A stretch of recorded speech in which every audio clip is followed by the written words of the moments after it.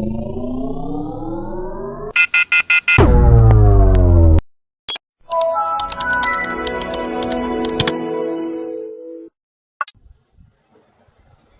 pagi dan salam sejahtera kepada doktor dan rakan-rakan sekalian. Subjek ini adalah MPU 1043, Falsafah dan Isu Semasa, kumpulan L. Nama saya Chan Siu Hui, nombor matriks 277873 dari kumpulan 3. Hari ini, kumpulan kami akan membentangkan falsafah teknologi, isu penipuan cyber yang bertajuk Persepsi Mahasiswa UUM terhadap kejadian penipuan cyber di Malaysia ketika tempoh pandemik COVID-19. Penipuan cyber merujuk kepada kegiatan jenayah yang menggunakan komputer sebagai instrumen untuk melakukan penipuan secara atas talian. Isu penipuan cyber semakin meningkat disebabkan perkembangan teknologi canggih seperti media sosial yang dilihat mendorong kepada trend peningkatan kes penipuan dalam talian sebanyak 60% dalam tempoh 10 tahun yang lalu.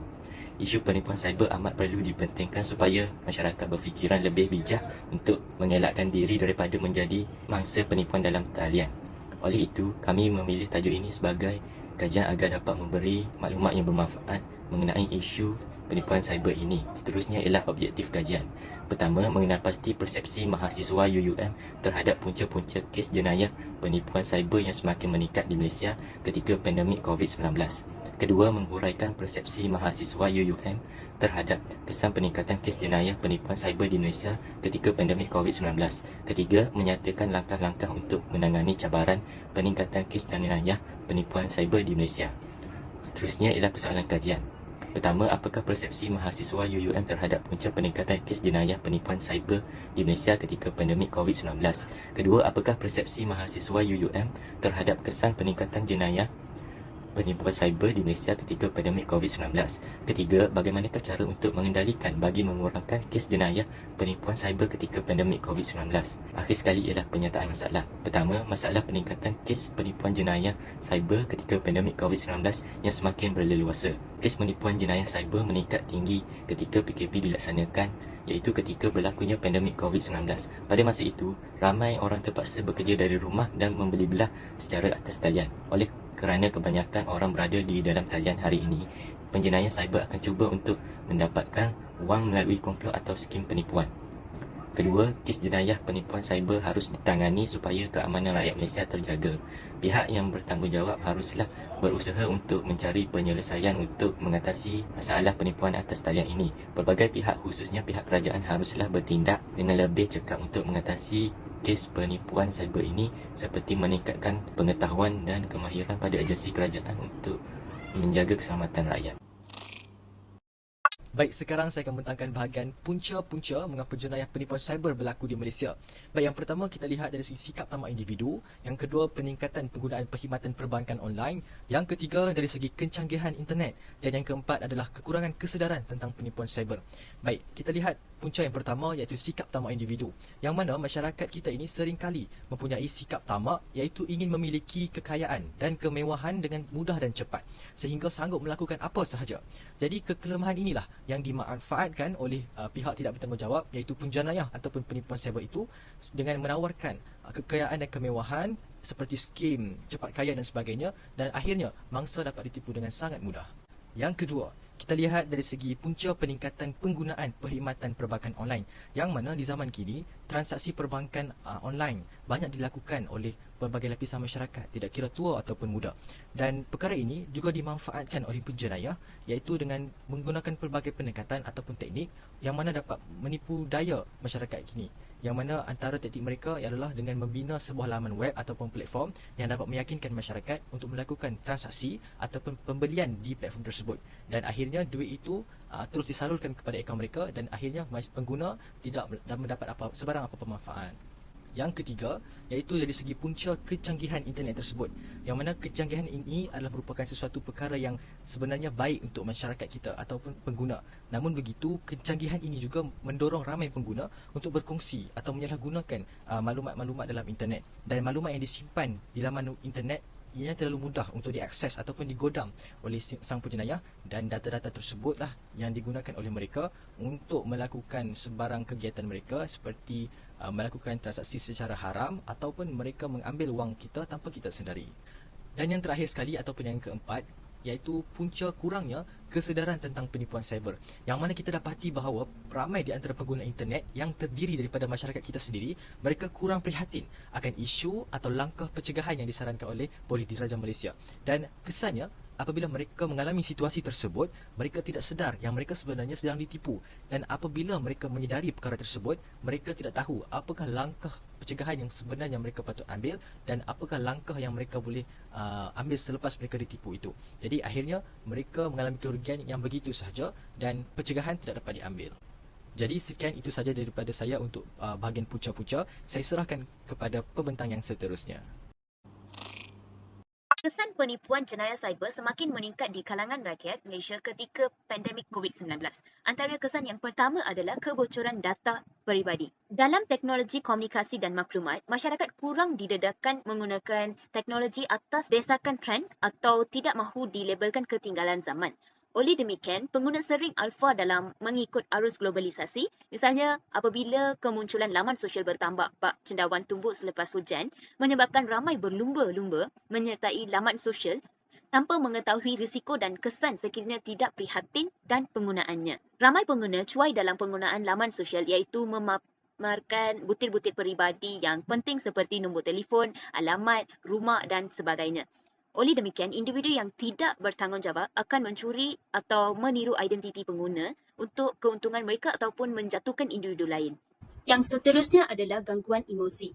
Duit bukanlah segala-galanya penting tetapi segala-galanya memerlukan duit. Seperti kita semua tahu bahawa duit adalah penting bagi seseorang individu dalam dunia yang serba maju ini. Ramai orang menghadapi gangguan emosi apabila mereka dicuri oleh individu yang lain melalui cyber teknologi. Mereka tidak mempunyai wang kecemasan untuk perbelanjaan. Kesan yang seterusnya adalah kerugian wang ringgit. Hal ini disebabkan penggunaan perbankan online secara meluas diperkenalkan kepada pengguna. Sebagai contohnya, pada masa kini, lebih ramai orang suka menggunakan aplikasi untuk membeli bela secara online. Di situ mereka mudah ditipu oleh individu yang lain dan merugikan wang mereka. Kesan yang terakhir adalah kekurangan pakar forensik. Sebagai contoh, kekurangan pakar forensik komputer menyebabkan banyak kejadian-kejadian pengodaman dan sistem bank dan kecurian maklumat di internet tidak dapat dikesan. Kekurangan pakar-pakar forensik juga menyebabkan penjenayah cyber sukar untuk didakwa di mahkamah kerana pendakwa tidak mempunyai bukti yang mencukupi untuk mendakwa mereka. Seterusnya adalah kaedah kajian. Kaedah kajian yang digunakan untuk menyiapkan tugasan ini adalah data primer dan data sekunder. Data primer merupakan data utama dikumpulkan dengan objektif untuk mengenal pasti beberapa faktor khusus yang diperlukan oleh penyelidik. Untuk tujuan ini, kumpulan kami telah menyediakan soal selidik yang menyatakan soalan-soalan survei berkaitan dengan info yang kami perlukan serta mengumpulkannya dengan Google Form. Oleh itu, sebelum mengumpulkan data utama tersebut, kumpulan kami juga menyiasat bahawa terdapat sumber lain seperti berita atas talian yang tersedia dengan maklumat yang berkenaan. Yang seterusnya adalah data sekunder. Data sekunder merupakan data dikumpulkan oleh sumber maklumat yang sedia ada seperti akhbar, komersial televisyen atau mana-mana institut lain yang telah mengumpulkan data untuk tujuan mereka. Maka mereka akan menjadi data sekunder kepada penyelidik atau penyiasat. Dengan ini, kumpulan kami telah mengumpulkan data sekunder dari berita atas talian seperti berita harian online, Utusan Malaysia, Sinar Harian, iMetro dan Harian Metro. Selain itu, kumpulan kami juga ada mengumpulkan maklumat dari artikel seperti ResearchGate dan lain-lain untuk membuat tugasan ini. Assalamualaikum dan selamat pagi. Nama saya Aina Najiah binti Azhari, nombor matrik 277939. Antara cabaran yang dihadapi dalam menangani jenayah penipuan cyber adalah kurangnya kesedaran orang ramai tentang masalah ini. Dan yang kedua adalah taktik, teknik dan prosedur yang digunakan oleh penjenayah sering berubah-ubah mengikut peredaran masa dan juga teknologi. Semua pihak perlu memainkan peranan penting dalam menangani isu ini. Antara langkah yang boleh diambil adalah dengan memberikan kesedaran kepada orang ramai tentang jenayah penipuan cyber melalui kempen dan juga iklan di dalam media massa dan juga media sosial. Yang kedua, kerajaan boleh bekerjasama secara multilateral dalam membanteras gejala penipuan cyber. Dan yang ketiga, memperkenalkan pendidikan etika dalam penggunaan cyber bagi mengelakkan gejala ini terus berterusan. Penipuan cyber mempunyai kaitan dengan falsafah teknologi di mana penipuan cyber menyebabkan berlakunya kerugian dalam kalangan mangsa dan merupakan faktor utama kemusnahan harta benda manusia. Dan yang ketiga, penipuan cyber juga menyebabkan manusia merasa ragu-ragu dan curiga terhadap sains dan teknologi. Hari ini saya ingin bertanya tentang dapatan kajian kumpulan kami. Yang pertama ialah jantina. Bilangan yang paling tinggi ialah perempuan sebanyak 77.5% dan paling rendah ialah lelaki dengan bilangan 22.5%. Seterusnya ialah umur. Sebanyak 57.5% ialah 18 hingga 20 tahun dan yang paling rendah ialah 0% ialah 24 hingga 26 tahun. Seterusnya ialah bangsa. Sebanyak 85% ialah bangsa Melayu dan paling tinggi, dan seterusnya yang paling rendah ialah bangsa Cina iaitu sebanyak 0%. Seterusnya, adakah anda pernah terlibat dalam penipuan jenayah cyber? Sebanyak 70% yang menjawab tidak dan 30% yang menjawab ya. Seterusnya ialah punca-punca kes penipuan cyber. Sebanyak 72.5% yang menjawab sangat setuju dan 27.5% yang menjawab tidak pasti. Kekurangan kesedaran tentang penipuan cyber. Bilangan paling tinggi ialah 62.5% iaitu yang menjawab sangat setuju dan 27.5% yang menjawab tidak pasti. Dan yang paling rendah ialah 10% yang menjawab tidak setuju. Yang ketiga pula ialah sikap ketamakan individu. Sebanyak 70% yang menjawab sangat setuju dan 30% yang menjawab tidak pasti. Seterusnya, kecanggihan internet dan kurang peka pengguna menjadi punca penipuan cyber. Sebanyak 85% yang menjawab sangat setuju dan 5% yang menjawab tidak pasti. Seterusnya ialah kesan jenayah penipuan cyber. Sebanyak 72.5% yang menjawab sangat setuju, 25% yang menjawab tidak pasti dan 2.5% yang menjawab tidak setuju. Seterusnya ialah mengakibatkan gangguan emosi kepada mangsa penipuan. Sebanyak 80% yang menjawab sangat setuju dan 17.5% yang menjawab tidak pasti dan 2.5% yang menjawab tidak setuju. Seterusnya ialah kerugian dari segi kewangan. Sebanyak 90% yang menjawab sangat setuju, 7.5% yang menjawab tidak pasti dan 2.5% yang menjawab tidak setuju. Seterusnya ialah semakin mencabar pakar forensik komputer. Sebanyak 52.5% yang menjawab sangat setuju dan 47.5% yang menjawab tidak pasti. Seterusnya ialah langkah-langkah untuk menangani peningkatan kes jenayah cyber. Memberi kesedaran tentang jenayah penipuan cyber melalui kempen dan iklan. Sebanyak 82.5% yang menjawab sangat setuju dan 12.5% yang menjawab tidak pasti dan 5% yang menjawab tidak setuju.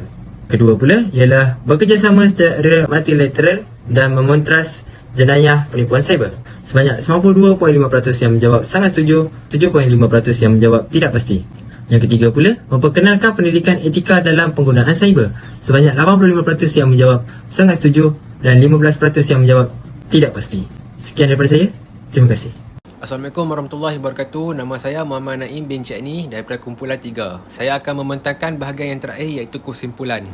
Berdasarkan apa yang saya belajar, terdapat juga solusi terhadap isu kes jenayah cyber yang dikaji dan dikaitkan dengan elemen FPK dan rukun negara. Antaranya ialah kita perlulah berhati-hati dalam menggunakan media sosial.